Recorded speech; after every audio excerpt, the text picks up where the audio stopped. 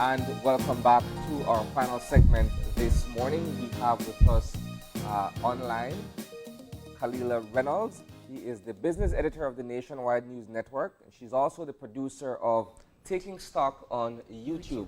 She'll be discussing with us the treasury note and getting an understanding of that in the context of our economic rebound.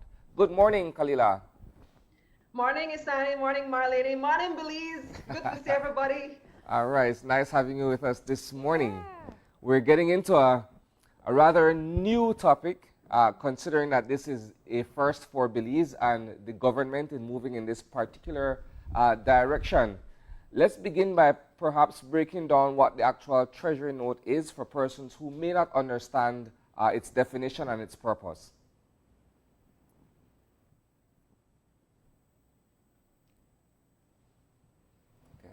She may have frozen. Did it freeze? Yeah, it did freeze. Okay, you're back now. Yeah. Okay. Did you get my question? So you were asking me, what was the question? Yeah, I was asking you, first of all, to break down what it means, what the treasury note means, and of course its purpose for those of us who may not understand, what the definition is and what it is, and what it will be used for. Sorry. All right, so that's a perfect place to start. A treasury note is simply a way that the government borrows money. So there are several ways that the government can borrow money. You can go to a bank, you can go to financial institutions, multilateral lenders like the IMF, the World Bank, the IDB, and various others, or you can issue what is known as government paper. So there are various types of government paper, as they call it. You have T-bills, treasury bills, you have treasury notes, and you have treasury bonds. The difference between these three is basically in the length of the loan. So you can consider these things a loan. So what it is the government is coming to you, the public, and saying, lend us your money and we'll pay you back with interest. So you as a member of the public can think of yourself as a bank, as a mini bank who's able to lend your money to the government. In this instance, the government is saying, lend us your US dollars. Because what they need right now in response to this crisis is US dollars. They want to borrow 30 million US dollars from you, the public. And essentially what they're saying is, lend us your US dollars and we'll pay you back with interest in US dollars. So it's an opportunity for you to earn US dollars from the government. And they've also thrown in for good measure that you will be able to, I'm getting some feedback, that you will be able to open a US dollar account in Belize for the purpose of receiving your US dollar interest payments. Okay, so I thank you so much. And you said... I'm getting some interference. I'm hearing something else in the background. Okay, we're going to check into that. It may be coming from the control room. But Kalilah, the current treasury note, the $30 million, and specifically here, the U.S. denomination of that note is interesting from a Belizean perspective.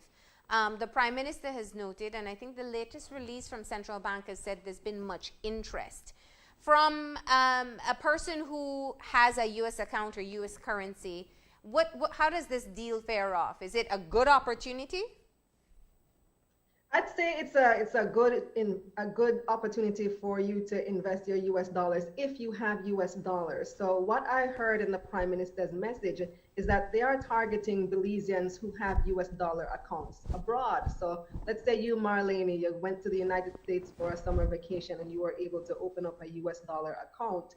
And so they're targeting that money that you may have overseas. If you're a business, you may have some money in an overseas account in the United States.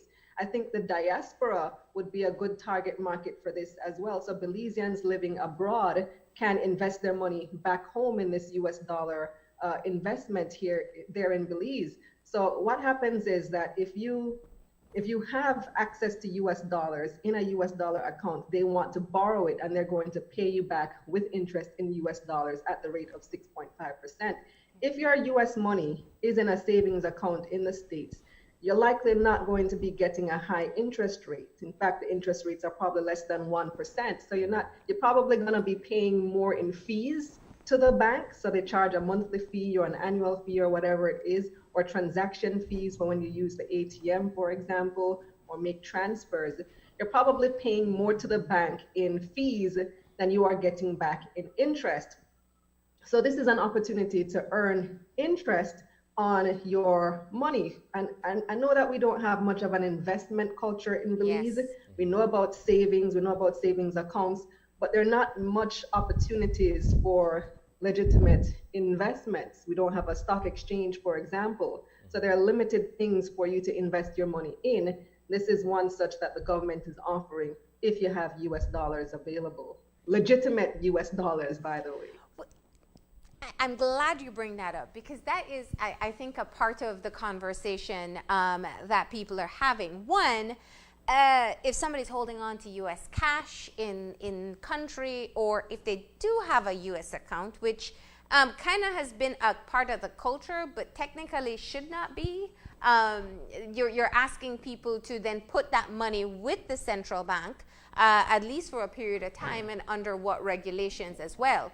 Due diligence will be most critical here. Is that the case? So they're asking for your money, and you will get it back in 5 years. And in the interim, you'll get your interest payments every 6 months. And they have, I think, investing with a country, so a sovereign investment, is one of the lower risk types of investments that a person can make, because countries rarely default on their debt. And so if you want to do due diligence on Belize and see what international creditors are saying about Belize, you can look at the major credit ratings agencies and see where they rate Belize. So look at like what Standard & Poor's is saying. They've rated Belize's credit at B- stable, which is a fairly decent for a developing country for where we are. It's actually in line with where Jamaica is right now. And Jamaica has been on the rebound for the past 6 years or so, having completed an IMF program. So B- stable, not too bad. Could be better. Of course, we want to be investment grade, but it's not too bad in the scheme of things. You can look at Moody's credit ratings. You can look at, what's the other one? Fitch is another one. And those would indicate what is the possibility of default on a particular loan. For Belize, B- stable isn't bad. Yeah? When we look at all of this, for me, it seems to boil down to investor confidence at the end of the day, right?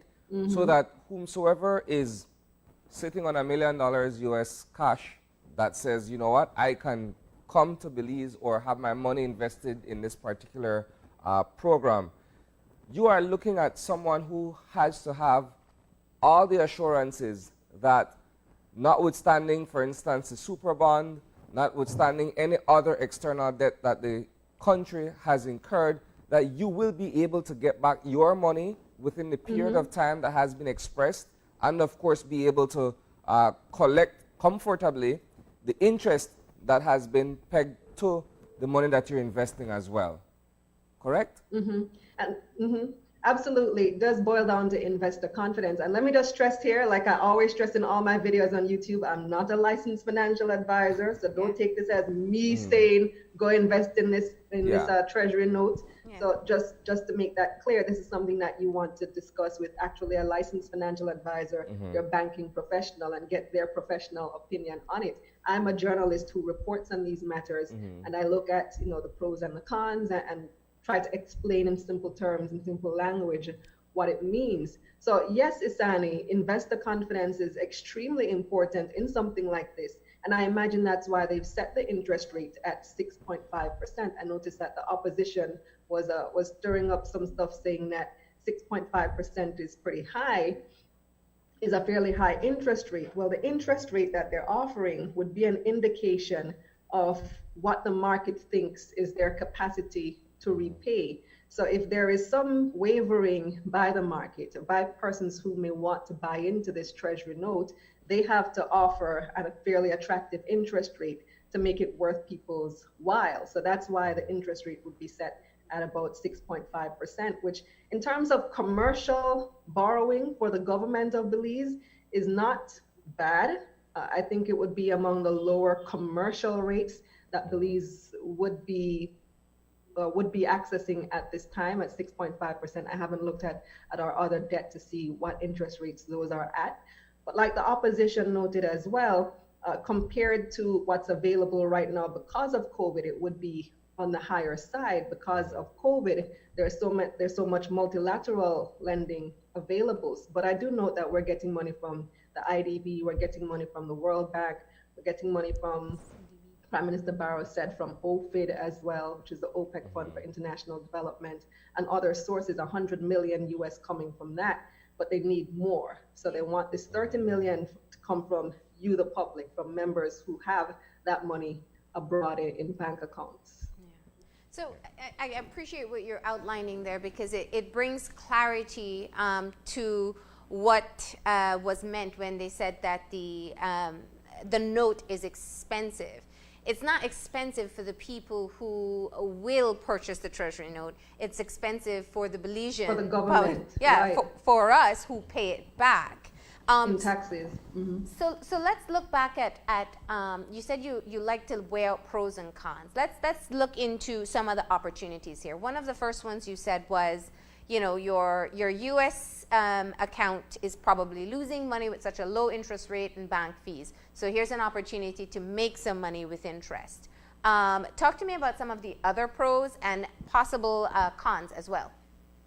Okay, so one of the other advantages would be that they're going to allow you to open up a US dollar account in Belize. Now, I haven't been in Belize for a while in terms of living in Belize, so I'm not sure how difficult it is to open a US dollar account in Belize, but I imagine it's fairly difficult based on the foreign exchange controls that Belize has, because we have that fixed 2-to-1 exchange rate. The government has to tightly control foreign exchange in the country. Yeah. You know how difficult it is to just get US from the bank. You have to go get permission from central bank or from the Ministry of Finance, and then present that paper to the bank, and then they will allow you to get the money. You have to go early because the US is going to run out.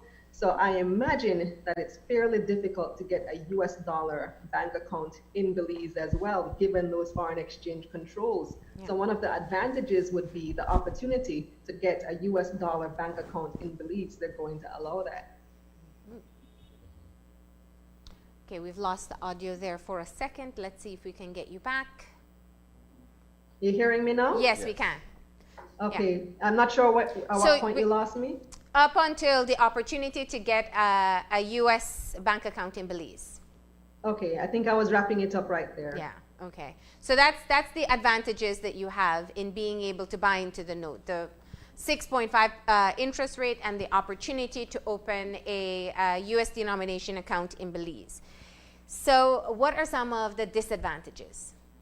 So the disadvantage would be, like Isani said, the risk. So you have to assess what your level of risk is and how confident you are in the government of Belize's ability to repay. Where has Belize been recently on repayment? Has there been any default recently?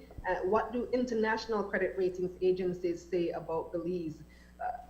Are they confident in Belize's ability to repay? And you could look as well, and I don't know if there's been any assessment of this offer, but usually financial institutions would offer some type of assessment for their clients. So if they have clients on whose behalf they often make investments, they would send out stuff that shows, you know, this is how we assess this particular bond, or this is how we assess this particular note. And you can use that as guidance. So contact your banker and see, have you guys put out a professional assessment of this bond? What's the risk that I won't get back my money? I'm not, like I said, I'm not a financial advisor. I'm a licensed financial advisor, so I can't assess the risk like that. But that's something that you'd want to consult your industry professional about. Theoretically speaking, however, so I have this money that I'm sitting on, and I am interested to participate in this idea of investing $1.5 million, right? Mm-hmm. But I look at the economic climate and looking at the existing impact of COVID-19 versus the fact that our economy in and of itself is fragile, because when you look at other shocks, it adversely affects the way how we do things financially in Belize, your access to funds and resources and what have you. That has to be a serious consideration. Any other external shocks, because if you look at, for instance, a natural disaster, that will affect you know, the way perhaps government is able to come back and say, here is your percentage on a biannual basis or on an annual basis, or however that schedule is as to how you receive the interest payments, correct? Mm-hmm. And well, that's why the government has scheduled the repayment the way that they have. So for the first 3 years, they're only going to be paying you back the interest at the 6.5%. And they're going to pay back the principal of this loan in years 3, 4, and 5. So they've staggered it over 3 years. So what the thinking is, based on what I heard the Prime Minister saying, is that by 3 years, by the time 3 years have passed, the country should be in a good enough position to be rebounding from COVID-19. We should have the money to be able to pay you back by year 3, year 4, and year 5. Yeah. And I don't want to be a cynic or a pessimist here, but if we're saying we're only rebounding from COVID-19, but then we're faced with a drought, or we're faced with a hurricane, then we're essentially back to square one. Yeah, those are always risks that you take. Those are always things that you have to consider, especially living in a tropical country like Belize. Yeah. And we're in hurricane season now. Yeah. So those are risks that you'd have to weigh in making your decision. You know, Kalilah, if we could broaden the conversation for a second here, and I do appreciate you being able to break down the Treasury note and the advantages and disadvantages. But globally, we're all trying to make sense of what's happening to the economies and where we go from here. You clearly noted that Jamaica is reopening today for international tourists. The Caribbean is heavily reliant on tourism as a source of revenue for countries. Belize, we're still trying to make that decision. We had 3 quarters last year where we saw a decrease in GDP. This quarter, clearly with COVID-19, is our 4th. And there's hesitation to say we're in a recession, but I think anybody who understands will say that we are. What's your outlook from what you've been looking at in Jamaica as to some of the innovative moves that are being done either in other parts of the Caribbean, other parts of the world, that perhaps Belize can look at?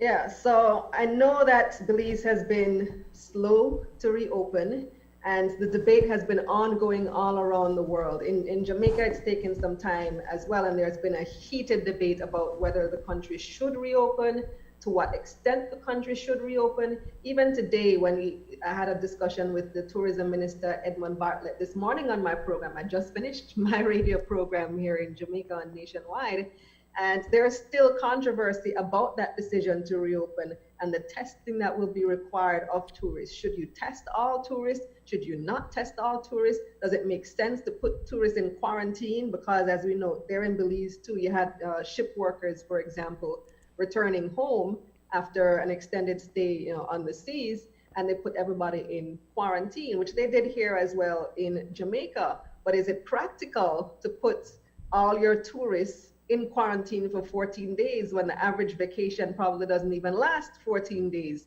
So how do you go about doing that? So they've come up with this idea here. They're calling it a tourism resilient corridor, which is Jamaica's north coast, which is where most of the tourists tend to visit here, and tourists are going to be confined to that area.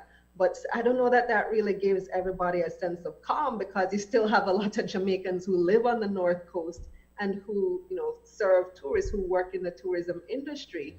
And hearing that not every tourist is going to be tested might be, give some people some jitters. What they're saying is that they're going to assess the tourists in terms of high risk and low risk. If you're low risk, you'll be allowed to roam the tourism corridor. If you're high risk, then you'll be tested, and you're going to have to stay in your hotel room for, I think they said 24 hours until the test results come back. And so there's this whole debate about what should be done and to what extent it should be done. Of course, the testing takes resources, and that's a whole nother conversation about how much money we have to spend on testing all these people who are going to be coming in. I saw a survey as well in the paper here today in the Jamaica Gleaner saying that some 93% of tourism workers are eager to get back to work. So they're willing to take the risk of being exposed to COVID-19 by tourists, because they've been out of work for the past Yeah. 3 months. Hotels have been closed and they need to earn a living. Yeah. Yeah, and the conversation, it's kind of been on either end of the spectrum, and we're all trying to find that balance between economic health and financial health. And where we only had 18 cases in our first wave, we were able to contain that. We are just starting to see the implications on the economy. So I wanted to just get a summary, because I know you break this down for everyone as to how, what Jamaica's economic recovery plan is at this point in time, beyond the reopening. So they've been taking it in phases, and a lot really does depend on tourism. Tourism is a major contribution to GDP here in Jamaica, as it is in Belize.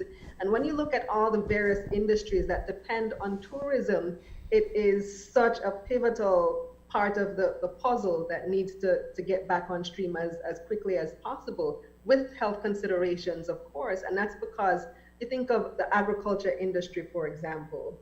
A large part of Jamaica's agriculture industry, farmers, they sell to tourism, to resorts. That's a major market for them. And so over the past 3 months, farmers have been left with all this produce rotting in the fields, or they have nobody to sell it to because tourism has been closed. None of the mega resorts are buying their produce. So they've had farmers markets where people have been selling fruits and vegetables, ground provisions, eggs, even looking at poultry, chicken farming, been going for cheap because they don't have the tourism industry to sell it to. When you look at the implications for all the attractions that tourism provides, those are jobs for many people. All the entertainment industry has taken a massive hit, both for locals and catering to tourists. Like I said, agriculture, the transportation industry has taken another hit. In terms of the buses that would transport tourists between locations and that sort of thing. All these various industries depend on tourism, and so the government here has been really emphasizing the importance of reopening. And I know that there have been heated discussions even within cabinet about the level of reopening, the extent, and what measures are to be taken. I know there have been clashes even between the tourism minister and the minister of health on the matter. Wow. When you look at, I think it's the same argument or the same position that we're faced with here in Belize, because within the tourism sector, you have, based on a recent survey that was conducted, 50% of those who are prepared to have the airport reopened on a set date, and another 50% who are saying no, they don't want it to open July 1st.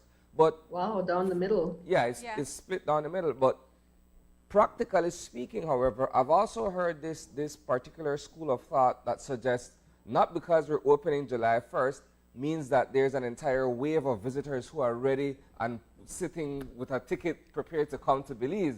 It won't be that, Or even financially capable. Yeah, because they too are dealing with the effects of COVID-19 in their respective countries.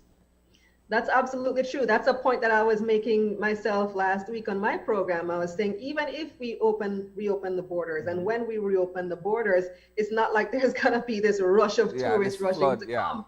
When you go to resorts, Isani, when you go to many, especially of the higher end resorts, who you see there? A lot of old people, right?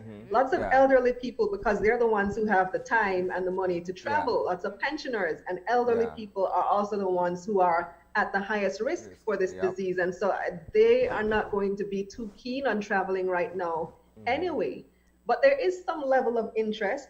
I've spoken to hoteliers here in Jamaica. They say they have been receiving bookings, they have been receiving queries. It's nowhere near the level that they would normally see, but it's something. After 3 months of being closed and having no income, they're ready to take at least something for those who are interested in traveling. But the other point, like you mentioned, is that many wouldn't even be financially capable of traveling because their income in the United States has been affected. So there's the health reason why they may not want to travel, because they're afraid of catching COVID-19 on the plane or in the airport or wherever. And then there's the financial reason.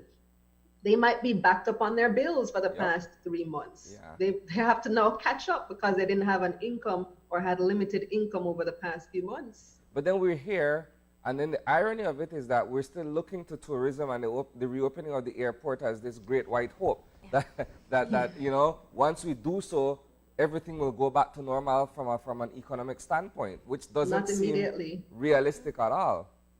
No, not immediately. It definitely won't happen immediately, but I think the mindset behind it is, let's just try to get something rather than having nothing. So if you are in a position, Isani, where you haven't been making any money at all, you've been closed for the last 3 months, but you still have bills to pay, because even if your hotel is essentially closed, you're still kind of running up light bill because you may still have appliances you still have to do maintenance and stuff. You still have to do maintenance of the property. You still have expenses, but you have zero income. You are hopeful for whatever income that can come in that might at least help to offset some of the bills. You may still be operating with a skeleton staff that is still taking your phone calls and dealing with bookings.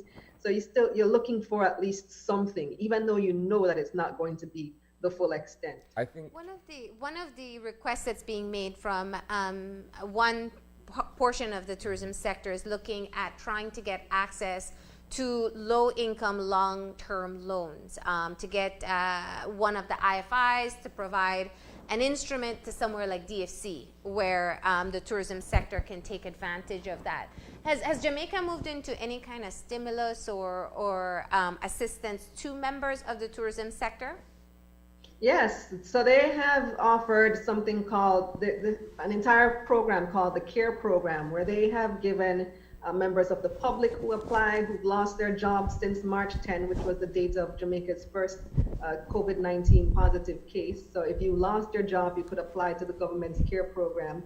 And they also targeted not just the individuals, but they've targeted businesses who may have lost income, and specifically businesses in the tourism industry under an initiative called Best Cash.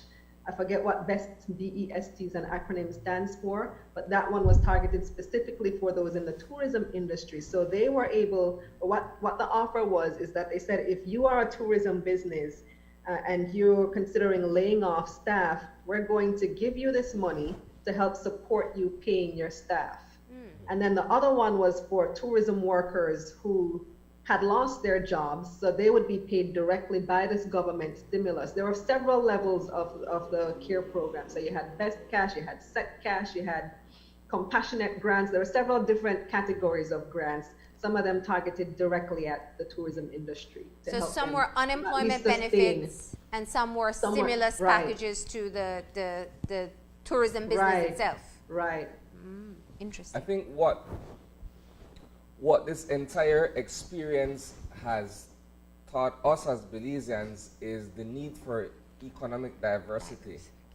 Because without diversifying into other areas of productivity, so to speak, then we're looking at tourism as, you know, this one sector or one industry that we have to offer the world.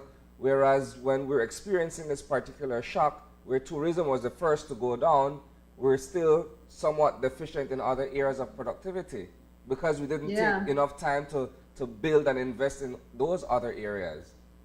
Yeah, absolutely. So tourism has been a mainstay. It's not just for Belize, for the entire Caribbean. It's a huge industry. And like I was explaining earlier, there are so many other industries that depend on tourism. Yeah. So here in Jamaica, there's a decent manufacturing industry as well. But who do they sell to? They also sell a lot to the tourism industry. So you have places that produce furniture, and they sell their furniture to the tourism industry. You have places that produce, like, let's say chips, bag chips, shilling chips or whatever.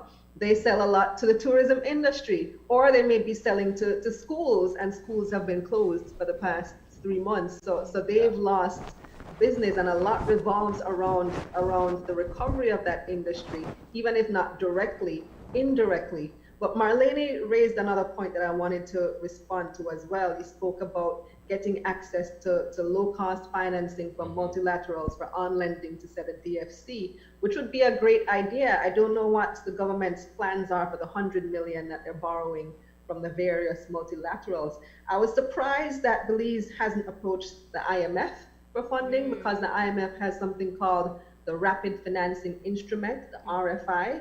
and something like 100, and I think 102 is the last I saw. 102 countries have applied to the IMF for their rapid financing instrument for funding under that. And what that is, they've been approving the requests really, really quickly. They have something like 100 billion US dollars earmarked for on lending to member countries. Yeah. And it comes without the usual strings that are attached to IMF programs. So, you know, if in Belize we're familiar with standby arrangements and so on, and usually have these strict conditions that would accompany an IMF program. So you have to have a primary surplus of a certain amount. You have various things that you need to do. You might need to raise taxes or devalue your dollar, or cut whatever the conditions wages. Are. Cut public wages, retrenchment, all that stuff. Yeah. So the RFI doesn't come with those strings because it's a type of emergency financing, and the interest rate is less than 1%. So I'm surprised Belize wasn't one of the countries that approached the IMF about this. Jamaica has. Jamaica recently got 520 million US dollars from the IMF under the RFI.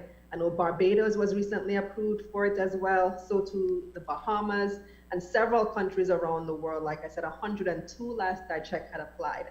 Up to the end of May, about 50 had been approved, and it doesn't come with the same conditions. So I'm not sure what the hesitation was. Perhaps it's just this perception that the IMF is bad, why Belize didn't approach them. But I do know that we've approached other multilaterals and been approved for lending. No, I think just what you said definitely is very informative, because we had all been under the assumption that accessing funds through the IMF would then come with the very strict conditions that they're notorious to put in place.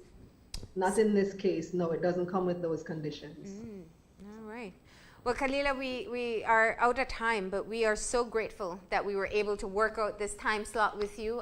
There's a lot of information out there about what's happening with the economy, and of course, you have such a great skill set in being able to break it down for all of us. Of course, people can tune into your show. Of course, you're talking about the economy there in Jamaica, but it is on YouTube and it still is informative.